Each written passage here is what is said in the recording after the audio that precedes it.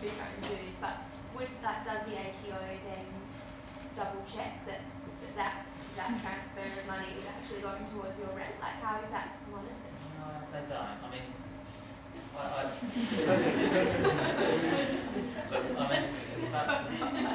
far as they're concerned, I think as long as they're sending on your PAYG summary that you've got reportable fringe benefits of 17,000, they're not that fussed about how it goes. And I think the constraints about how it works are probably more with Maxia, because they want it to work as smoothly as they can so that they get their cut of the deal. So they're the ones that probably put the constraints on how it can help. In regards to personal loans, can you essentially set up the personal loan with the sole purpose of funneling your salary sacrifice through the personal loan to give yourself the $9,000 and take it in? As bizarre as it sounds, so your Bali trip and your new suits or whatever, it will go on your personal loan. Repay that later. Just take it like an advance.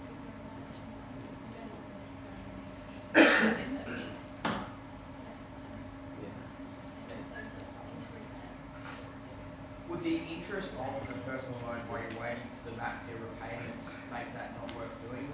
I was just going to, that's a good point. Look, I think when you look at the interest over the course of a couple of months on that sort of loan, it would still, by far and away, you'd be ahead. Really $20 of interest. Can I take out a personal loan, sort of, say January, and just keep dipping $1,000 out of it until Maxia keeps throwing money into it? That way there's minimal interest on it, so then they move it out of time and Maxia's paying it back within a couple of days. I can still grab my $9,000. Does that still work? Yeah. It's all about putting the procedures in place just to make it, better seamless. But yeah, as I say, it's a really good part of who you guys are involved with all salary packages. When you talk salary sacrifice, you can actually salary sacrifice and deductible things like super. But where you're at in your careers and things like that, concentrate on your non-deductible things, maybe some subs and those sort of things. So the last slide, I won't go over this in too much detail. I'll just say that when you're eventually going into private practice, there's a lot of extra considerations about structuring and ADMs and those sort of things.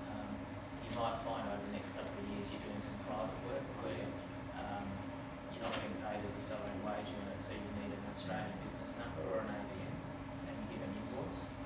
So we look after that for you. We can help apply for an ADM and tell you how to use it. And then further on down your careers, when you're actually buying into private practices, that's when the real structuring comes in and use of trusts and companies and those sort of things. But look, I won't go into that too much because I think your goal is the immediate couple of years coming up. So, any other questions? Or? Say you work part-time the year after or something. Yeah. Does that mean your salary sacrifice won't be $9,000 less? Is it minimum work or is it?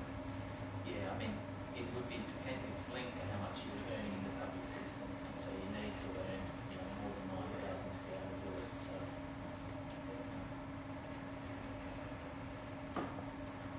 thanks, guys. All the best. And, thanks for listening.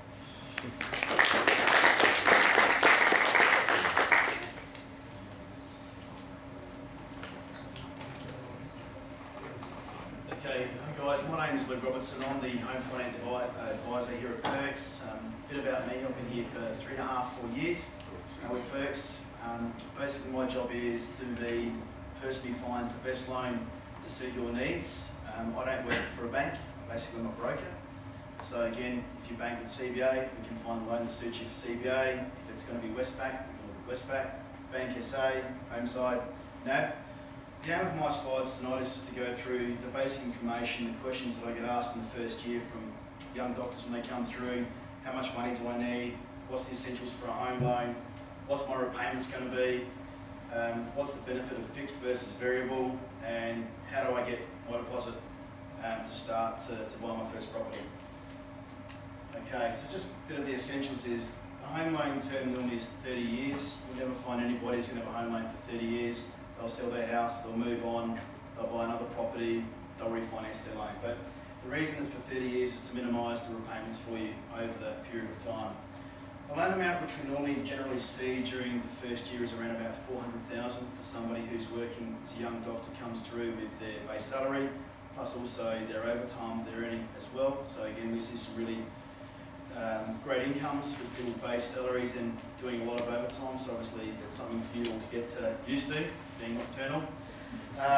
The deposit generally for somebody in your position is between 10 to 15% of the property value.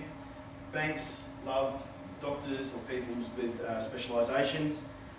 You get a lot of other benefits which the general public don't get, which is one is the main take advantage of is not paying lenders mortgage insurance. The majority of people, i.e. myself or common people on the street, as soon as they borrow 80% of the property value, they've got to pay lenders mortgage insurance to protect the bank. The benefit for young doctors is we have the ability to find lenders where we can lend you up to 90% of the property value and not have to pay the lender's mortgage insurance. So we're saving you in some cases, depending on the purchase price, $10,000, $15,000, and also getting better discounts than probably what I would also get. Banks love doctors because they're time poor, and again, they've got so much money to spend and they're going to buy multiple properties. So you're in a great position. All right, the deposit basically covers the government fees and charges and also your contribution towards the purchase of the home. Again, like I said, we utilise all the major lenders, Westpac, CBA, Homeside, Investec, NAB. We've got them all on our panel. So again, if you've ever got a question and you want to compare a lender, give me a call. We save you time. That's the benefit. If you want to go to a bank, you're only going to go get a Westpac product. You go to CBA, you get CBA's product. I can compare all of those for you when the time's right for you all. The repayments on the loan can either be interest only or principal and interest. Again, it depends on the purpose of what the property is going to be used for. And again, like I mentioned before, we have lenders where we can avoid the mortgage insurance for you. Again, this is a typical scenario of what I've seen probably in the last few months. I've had quite a few people come through looking to buy their first property. So we're normally seeing around about the 450 to 500,000. This is pretty much the sort of scenario which we've given to a lot of people. As you can see, borrowing 90% of the property value, the bank's going to lend you 405,000. Your contribution is going to be 45,000 that you need to have, plus then in turn you've got to pay for all the government fees and charges, which are astronomical. But again, unfortunately, we can't get away from that. As you can see down the bottom, the total funds required are going to be 45,000 for the deposit, plus the money for the fees and charges being 68,000. I'll go through in a moment how in turn you can make up your deposit and some of the government grants that are available for you as well, and some other options what people will use to raise their deposit. Okay, the question is in turn, if you had a loan of 405,000, what are your repayments going to be? So the average variable interest rate at the moment is around about 5%. Again, we can find cheaper for you, but that's what your commitment's going to be per month if you had a loan of 405,000, being $2,174 per month. You can make payments weekly or fortnightly. It's best to go with whatever your pay cycle is going to be, so you don't cut yourself short. And again, just a bit of a disclaimer, the above scenarios and repayments will vary from lender to lender due to specific lending conditions. Okay?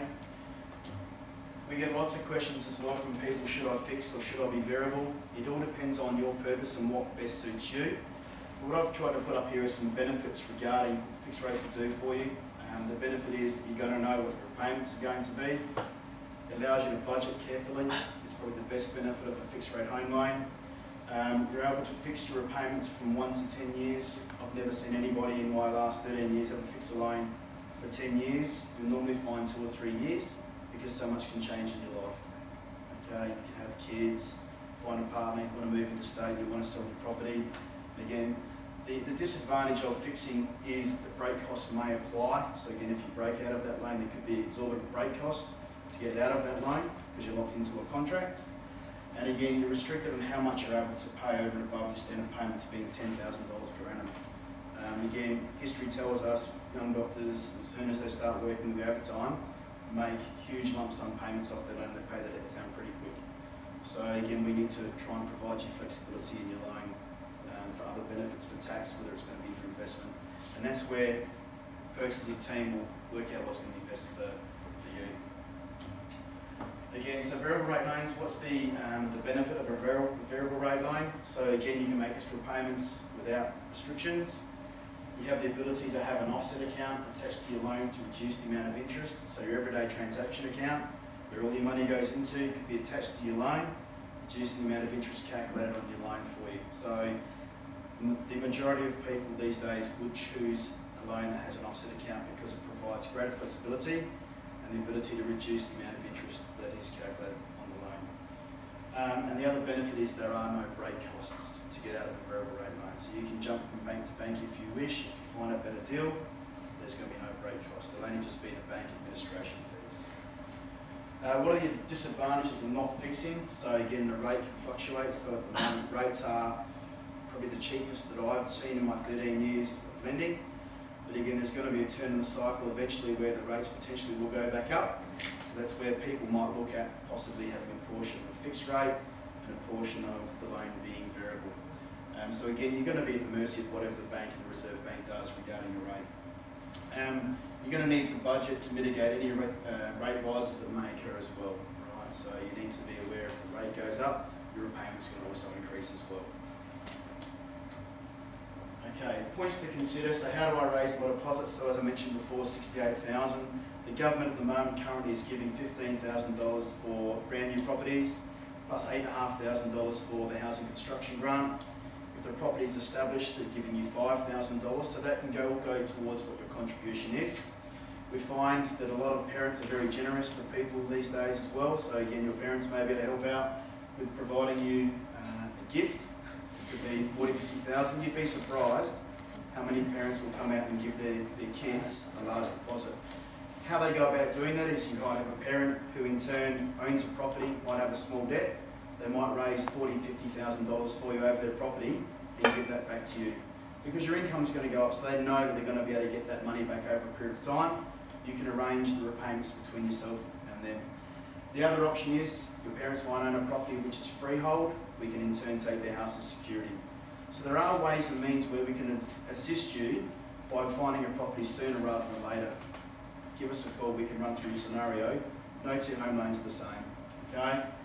When is a good time to meet to discuss your options? So as soon as you're ready to find out more information about this, I have lots of people come and see me as soon as they've started work to know what their situation is, to have a chat about what their parents may be able to contribute as well.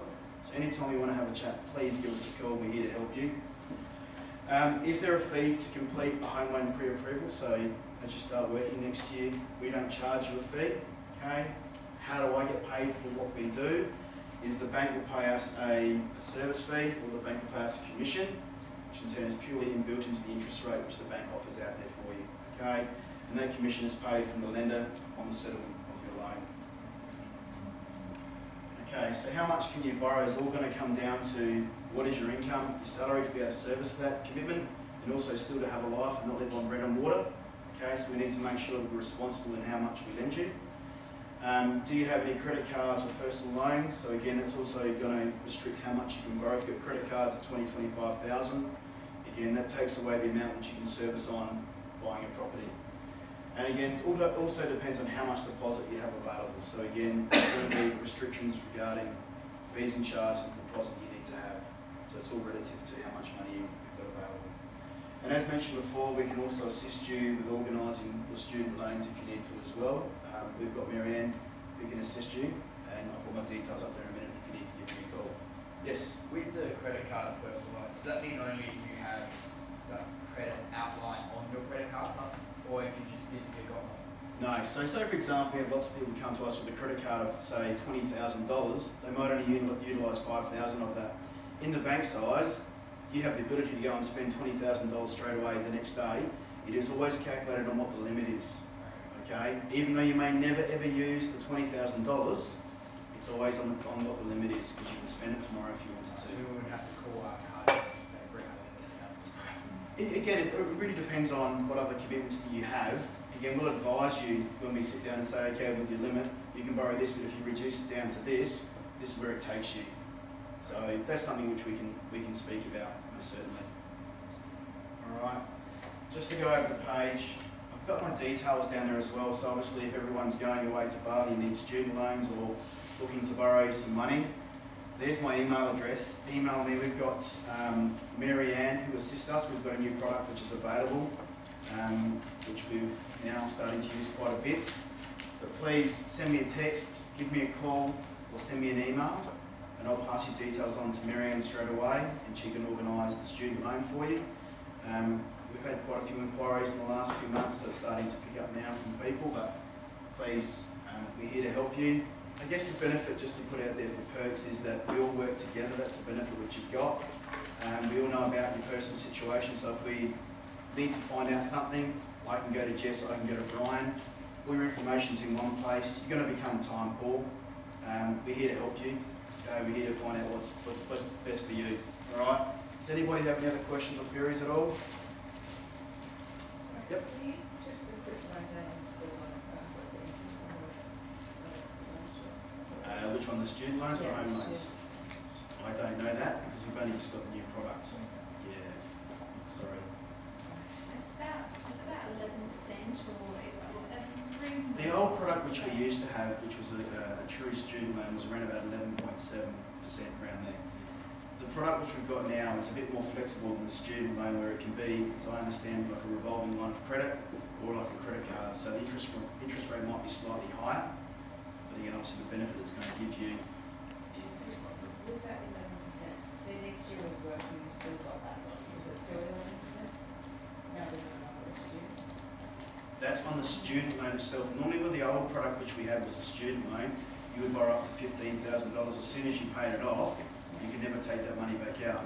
With the new product which we've got, we're able to take the funds and draw back down, pay it off and draw it back up again. So that's the flexibility of this product, to have it as an ongoing product for the future for you. I believe you only have to start repaying that loan 6 months after you've graduated, but that was the old product.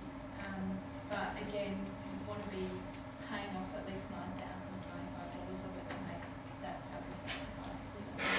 You don't have any other time living expenses, so but really the interest is only starting to calculate when you draw up the loan, so you could get approval on the old package and probably the On same a new as the package new as one. well. Yep. You could have a facility to draw up to the 15,000, and it's not until you take those funds or partial fund out that the interest will be calculated. Considering that's like a revolving line of credit as opposed to a proper personal loan, is that more difficult to pay back in salary sacrifice because you might not necessarily have like a, you know, direct debit repayment sort of thing? Because I think that's what Maxie was saying, is that, you know, you've got your card fees and it's an expensive, or you can set up a direct debit, there's kind of not much in between. I guess you'd want to definitely double check that with next year because they can change day and hour. I think it's easier on your traditional mortgage with your principal and interest repayments, where they know exactly and they just apply it off. So I think they are a little bit easier than the line of credit.